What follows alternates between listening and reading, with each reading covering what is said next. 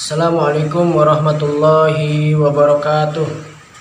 Bismillah, alhamdulillah, wassalatu wassalamu ala rasulillah wa ala alihi wa sahbihi wa man walah. Yang saya hormati Ibu Nur Rahmatillah SC MPD sebagai dosen mata kuliah Psikologi Pendidikan. Baik, sebelumnya saya memperkenalkan diri.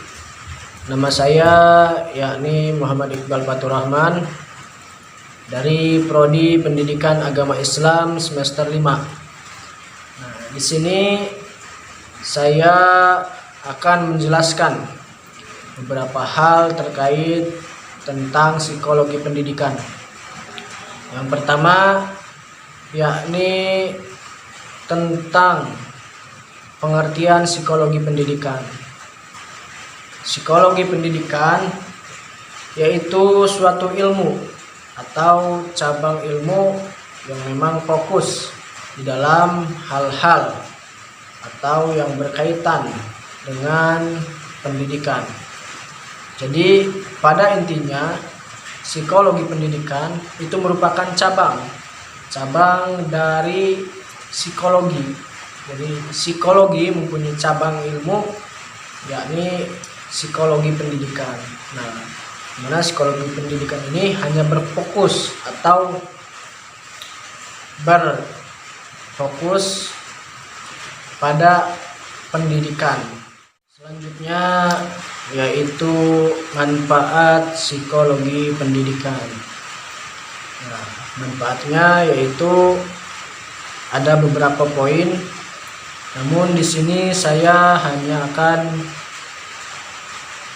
menjelaskan beberapa poin saja, yakni 3 poin.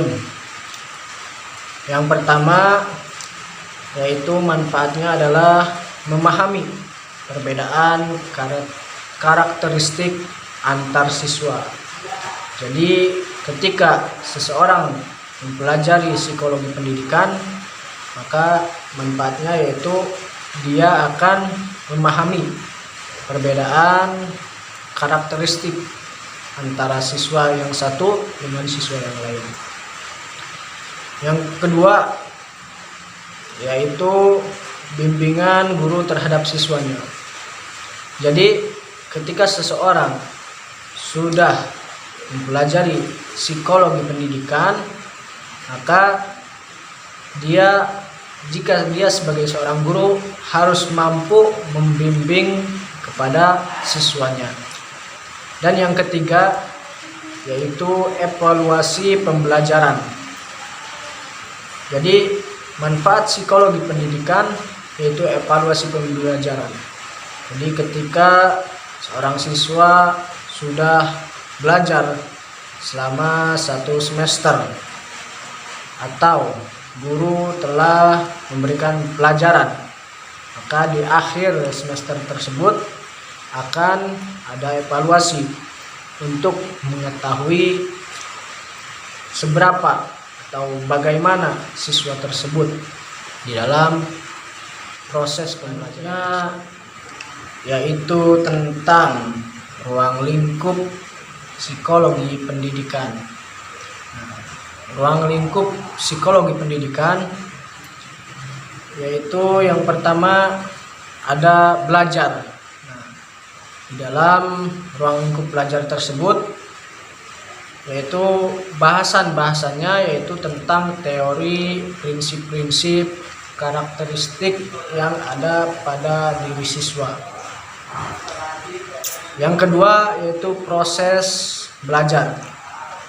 Di dalam proses belajar itu bahasanya tentang mengenai kegiatan atau peristiwa di dalam proses belajar mengajar.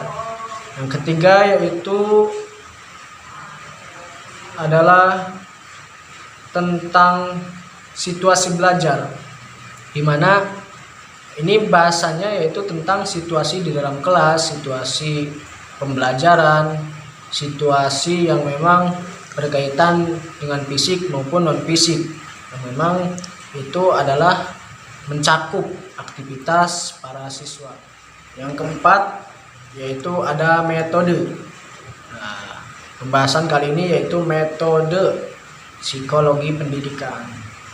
Nah, metode psikologi pendidikan ini tentunya lebih kepada tentang hal yang bersifat kuantitatif, artinya bersifat data, bersifat jumlah, karena memang ini meneliti para peserta didik atau hal-hal yang berkaitan dengan pendidikan.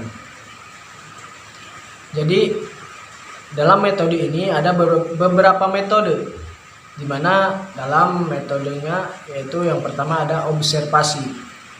Nah, tentunya ini yakni terjun langsung ke lapangan untuk melihat perkembangan para peserta didik. Yang kedua ada tes, baik tes berupa ulangan atau kuesioner. Yang ketiga yaitu ada berupa angket. Jadi angket itu pengambilan data, pengambilan suara yang memang langsung ditujukan kepada siswa. Jadi itulah metode-metode yang memang digunakan untuk psikologi pendidikan. Nah, berkaitan dengan mental manusia, tentunya memang manusia itu ada sebuah proses mental, di mana memang ada beberapa proses mental yang dialami manusia. Mungkin salah satunya di sini yang saya akan bahas yaitu tentang motivasi. Nah, di sini saya akan membahas tentang motivasi dan implikasinya. Motivasi, apa sih itu motivasi?